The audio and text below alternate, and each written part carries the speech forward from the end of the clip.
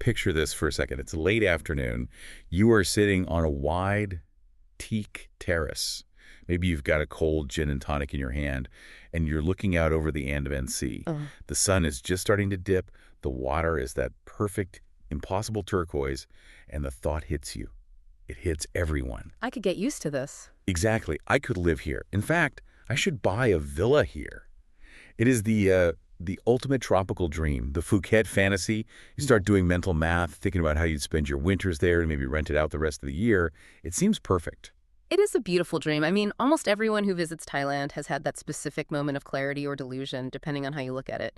But there is a massive, often very expensive canyon between booking a hotel room for a week and actually holding the title deed to a property in the tropics. And that is exactly what we are unpacking today in this deep dive. We are taking that fantasy and running it through a rigorous reality check. We're going to talk about the hidden costs that absolutely do not show up on the listing price, the logistical nightmares of tropical weather that nobody warns you about, and the legal hurdles that catch a lot of very smart people off guard. We are, and the key here is that we aren't just speculating or using general buying abroad advice. We are going deep into a stack of very specific insights provided by Ocean Worldwide. Right, and for context, these aren't newcomers to the game. Ocean Worldwide is a luxury real estate agency based right there in Phuket. They have been operating since 2004. Which is a crucial detail. You know, in a developing high-energy market like Thailand, longevity is really the only real currency. They've seen the boom cycles, the busts, the regulatory changes, and the trends that come and go. Specifically, we are drawing on the expertise of their director, Sandra O'Neill. She has helped thousands of families and property investors navigate this process over the last 2 decades. So the mission for today is pretty simple. We want to arm you with the info that Ocean Worldwide says you absolutely need to know to separate the fantasy from the financial reality. Right. We need to figure out the true cost of ownership. Because as we're about to see, the price tag on the listing, that's really just the entry fee to the club. So let's start there. The money. You see a villa listed for, say, $500,000. You check your bank account, you think, okay, that's the budget. I could afford that. But Sandra and her team use a really interesting analogy in the source material to explain why that thinking is dangerous.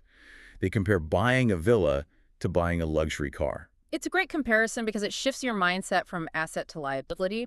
If you buy a high-end luxury car, let's say a vintage Ferrari, you don't just write a check to the dealership and never spend another cent. No, you're married to that car. Exactly. You have fuel, you have insurance, and critically, you have servicing. If you stop servicing a high-performance car, it doesn't just get a little dirty, it stops working.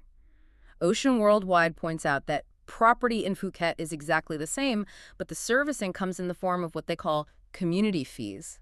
I saw this term popping up everywhere in the notes, community fees or common area charges. To the uninitiated, this just sounds like an HOA fee you'd pay in the suburbs to make sure your neighbor doesn't paint their house neon pink. But it seems a lot more intense. It is much more tangible than a suburban HOA. In a managed development, which is what most foreign buyers are looking at because they want that lock-and-leave convenience, you are essentially paying for the entire ecosystem that keeps your house functioning. Ocean Worldwide breaks this down into non-negotiables. What are the big ones? First, and this surprises people, is gardening and landscaping. Really? Gardening is a major line item. You have to remember where we are. This is the tropics. Things don't just grow, they explode. It's aggressive. If you don't cut the vegetation back constantly, the jungle literally tries to reclaim your house. So you're paying to keep the snake grass at bay. Essentially, yes. You're paying for a team to constantly manicure the environment so it looks like that brochure photo. If you stop paying, within 3 months, you won't be able to find your front door. Then you have pool maintenance, chemicals, cleaning, pump repairs. In that heat, a pool turns into a green swamp in about 48 hours if the chemistry is off. That's a good point. You can't just leave it for a month and hope for the best. No. Then you have 247 security guards, CCTV monitoring, and the unglamorous stuff like waste management, pest control because bugs are a real thing in the tropics, and cleaning common roads. Okay, so you're paying for a staff, basically. But here is the trap that the sources highlight. These fees aren't fixed in stone, are they? No, and this is where buyers get blindsided. The source material warns that you must ask for a breakdown of current fees and, crucially, any projected increases. Why would they increase? Capital expenditures. If the development is 10 years old and needs to repave the roads or upgrade the entire electric transformer system because everyone bought electric cars, those costs get passed to the owners. It's like a special assessment in a condo building? Exactly. If you don't ask about the sinking fund or future projects, you might sign the deed and then get hit with a bill for thousands of dollars 3 months later. You need to know the financial health of the community, not just the price of the house. Now, you mentioned the jungle taking over, and that leads us to the environment itself. Because I think people sitting in Europe or North America assume, oh, it's just warm, it's sunny, it's nice.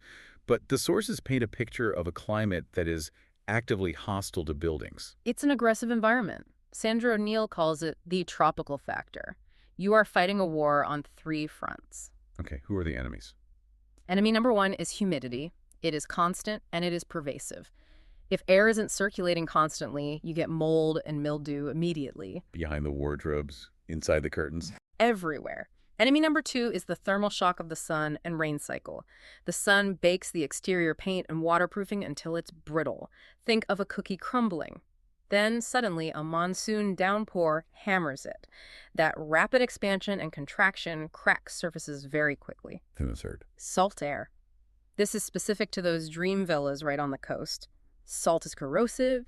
It eats metal fixtures, it degrades outdoor furniture, it gets into the electronics. So what does Ocean World Wine suggest? Is the advice just to expect things to break and live with it? No, their advice is summed up as proactive versus reactive. In a dry climate, like say Arizona or parts of Spain, if your paint peels a little, you can ignore it for a year. It looks bad, but the house is fine. Right, it's just cosmetic. In Phuket, if the paint peels, that moisture we talked about gets in, it sails into the concrete or the blockwork. Suddenly, a cosmetic issue becomes a structural damp issue. You cannot afford to be lazy. You have to fix small things immediately. They also mentioned air conditioning specifically, not just for comfort. Yes, regular AC servicing is a non-negotiable must. It's not just about keeping the air cool. The AC is your primary dehumidifier. If the AC fails while you're away, you come back to a house that smells like a wet dog and has mold growing on your leather sofa. It sounds like you need to treat the house like a living thing. You can't just lock the door and walk away for 6 months? That is the perfect way to put it. It requires a pulse. Okay, so we know it costs money to keep the house standing and looking like paradise. Now let's talk about the other side of the ledger, making money. The rental yield dream. Right. A lot of people justify this purchase by thinking, I'll use it for 2 weeks at Christmas and I'll rent it out the rest of the year. It'll pay for itself. It's passive income. And this is where the expertise from Ocean Worldwide really shines because they completely debunk the headline rent myth. Break that down. What is headline rent? Headline rent is the gross number. I rented my villa for $300 a night. It feels great to say that at a dinner party. But that isn't what ends up in your pocket. You have to calculate the net yield. And the costs vary wildly depending on which strategy you choose, short-term or long-term. Let's look at short-term first. This is the Airbnb model, the small hotel approach. And you have to view it exactly like that. A hotel. You are running a micro-hospitality business. The source emphasizes that this is high effort and high cost. Think about the logistics. Every 3 or 4 days, just check out. So you need a team in there immediately. Deep cleaning, laundering all the sheets and towels, which wear out faster, by the way. Restocking soap, shampoo, coffee, toilet paper. And someone has to physically be there to hand over keys and inspect for damage. And you aren't doing that yourself if you live in London or New York. No. Yeah. So you hire a management company. For short-term lets, because it is so labor-intensive, they typically take 20 to 30% of your revenue. Wow. That is a massive chunk right off the top. It is. Then add the platform fees from Booking.com or Airbnb, which can be another 3 to 15%. And here's a detail I found fascinating in the notes. Utilities. Who pays the electric bill in a short-term rental? You do, the owner. And think about how people behave on vacation in the tropics. Do they turn off the AC when they leave the room? Absolutely not. They set it to Arctic blast, leave the balcony doors open to hear the ocean, and go to dinner for 4 hours. Exactly. Sandra O'Neill and her team warn that electricity bills for short-term rentals can be astronomical. It eats right into that profit margin. It's a classic rookie mistake to underestimate the electric bill. Okay, so short-term is high revenue, but very high expense and volatility. What about long-term? Long-term is the stability play. You sign a lease for 6 months or a year. The management fees drop significantly, usually to around 5 to 10%, because there is much less for the agent to do. And the utilities? The tenant usually pays them. Plus, there is less wear and tear. You don't have suitcases banging into the walls every 3 days. But there's a catch, right? There's always a catch. The risk shifts. The risk is no longer vacancy. The risk is a bad tenant. If you sign a 1-year lease with someone who stops paying rent 3 months in, or who decides to host wild parties and trash the furniture, you are in a difficult spot. Eviction laws in Thailand. I imagine that's a complex road. It can be. The source advises that checking references and having very solid, legally binding lease agreements is critical. You can't just download a generic template from the internet. You need a contract that works in Thailand. And I guess there's also the time cost to consider. Yes. Some people try to self-manage to save that 20% fee, but Ocean Worldwide makes the point that you are just buying yourself a job. You have to assign a value to your own time spent coordinating cleaners via WhatsApp and answering emails from guests at 2 in the morning because the Wi-Fi stopped working. It really changes the math when you look at it that way. Now, let's step back to the very beginning of the process. You want a house in Phuket. You generally have 2 paths. You buy something that already exists, or you buy land and build from scratch. The great debate. It is the classic dilemma. Ocean Worldwide says there is no right answer, but the risk profiles are completely different. Let's start with building.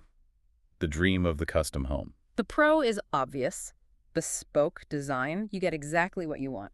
And contrary to popular belief, the source says it can offer more cost certainty if, and this is a big if, it is well managed. That's surprising. I always assume building projects go wildly over budget. They can. The con is unpredictability during the process. Digging deeper foundations because the soil is soft, or material prices spiking mid-build, you need a rock-solid contract with your builder. But let's compare that to buying existing. Which seems safer. You see the house, you see the price, you buy the house. Upfront, yes. But the hidden risk here is renovation costs, especially with older homes in the tropics. The source material uses the phrase hiding sins. Ooh, ominous. What kind of sins? Things you can't see on a walkthrough. Damp issues behind the drywall. Plumbing that was installed incorrectly 10 years ago and is slowly leaking inside the concrete. Old wiring that isn't up to code. So you buy it, and then 6 months later you're tearing down walls. Sandra O'Neill notes that renovation costs can sometimes exceed the cost of building new because you spend so much money undoing previous mistakes before you can even start the improvements. That is a terrifying thought. Spending more to fix a house than to build a new one. It happens. This is why the design aspect is so critical whether you build or renovate. The sources highlight that you have to design for the climate, not just for aesthetics. What are the key design tips they mention? Ventilation is number 1. Yeah. You want cross-ventilation. Louvered windows that let air through even when it's raining to reduce your dependence on AC. And materials. Don't use standard plasterboard. It absorbs moisture, warps, and acts as a buffet for mold. You want treated hardwoods, stone, or polished concrete. And finally, the roof. What about the roof? It needs steep slopes and large overhangs. Modern flat-roofed box villas look cool in magazines, but in a monsoon, Water goes everywhere. if that roof is too flat, water pools. If it pools, it eventually leaks. You need big overhangs to keep the driving rain off the walls and windows. It's simple physics, but people forget it for the sake of style. Okay, so we have the design down, but you can't just grab a shovel and start digging. We have to talk about the bureaucracy. The regulatory landscape. This is where the dream often hits the wall of reality. The source material is very blunt about this. You cannot navigate this alone. You need local knowledge. Why is local knowledge so crucial? Can't I just read the laws online? It's about relationships and specific local procedures. A builder needs to know the TAMBON or AMFR. These are the local administrative offices to handle permits. And if you don't get the permits? Right. Or if you try to bypass them? Fines, certainly. But in extreme cases, forced demolition. Imagine building your dream villa and then being told to tear it down because you built too close to a property line or didn't get the right environmental stamp. Absolute nightmare fuel. It gets even more complex if you plan to rent it out. We talked about those rentals earlier. Well, legally, if you are doing short-term rentals under 30 days, you might actually fall under the Hotel Act. You might need a hotel license or specific registration. You can't just fly under the radar anymore. And taxes. Yes. Income tax applies to rent, obviously. But there is also the land and building tax. For commercial rentals, it's typically around 0.3% of the assessed value. That seems low, but I guess it adds up. It does. And then there is insurance. This is a big one people miss. Standard home insurance usually covers residential use. Right, me living in my house. Correct. If you are renting it out, that is commercial use. If a guest slips by the pool and breaks a leg and they sue you and you only have residential insurance, the claim could be denied. You need specific riders for commercial liability. That is a massive detail to overlook. Okay, let's wrap this up with some practical money management. We've bought the house, we've got the permits, we're renting it out. How do we budget so we don't go broke? Ocean Worldwide suggests a specific rule of thumb, The 5 to 10% rule. which is, You should set aside 5 to 10% of your gross rental income specifically for maintenance and repairs. And that is separate from the management fees we talked about earlier. that feels like a safe buffer, but what are we spending that on? Just fixing leaky taps? It's also about replacement cycles. In a rental property, things have a very short lifespan. Towels, linens, sofas. Sunscreen stains on the upholstery. Exactly. Red wine on the rug. Guests aren't careful. You aren't just cleaning these things, you are replacing them regularly. You need to budget for that. And then there is the broader concept of maintaining value. Right, because you might want to sell this place one day. The Phuket market is competitive. To hold your value, you need to engage in strategic modernization. You can't have a kitchen from 2004 in a luxury listing today. You need to keep the garden pristine and update the bathrooms. If you let the property slide, the value drops faster than the paint peels. So it really is a business. Even if it's your holiday home, if you're renting it, it's a business. That is the core takeaway. Let's recap what we've learned today. We started with the dream of the Phuket villa. We learned that the sticker price is just the beginning. You've got community fees that act like servicing for your property ecosystem. We discussed the tropical factor humidity, sun, and salt, and why proactive maintenance is the only way to survive. We broke down the rental reality. Yeah. Short-term is a high-effort, high-fee hospitality business. Long-term is lower effort, but high risk on tenant selection. We looked at build versus buy, noting that hidden renovation costs in older homes can be a financial sinkhole. And we emphasized the need for local experts to handle the Tambon and the Amphor to keep you legal. So here is the big question, the provocative thought for you to chew on. When you look at that listing for a villa in paradise, ask yourself, are you buying a retreat for yourself, or are you actually buying a second job as a hotelier? Because the answer to that question completely changes what you should buy, where you should buy it, and how you should budget for it. Absolutely. Now, as we mentioned at the start, all of these insights, the fee structures, the maintenance realities, the market data, came from the experts at Ocean Worldwide. Sandra O'Neill and her team have been on the ground in Phuket since 2004. They've seen the market go through every cycle imaginable. If you are serious about navigating these waters, and you want someone who can help you distinguish the fantasy from the facts, you need to check them out. You can find them at oceanwwp.com. That's oceanwwp.com. Don't guess with your investment. Get the local knowledge. Thanks for listening to this deep dive. We'll catch you on the next one.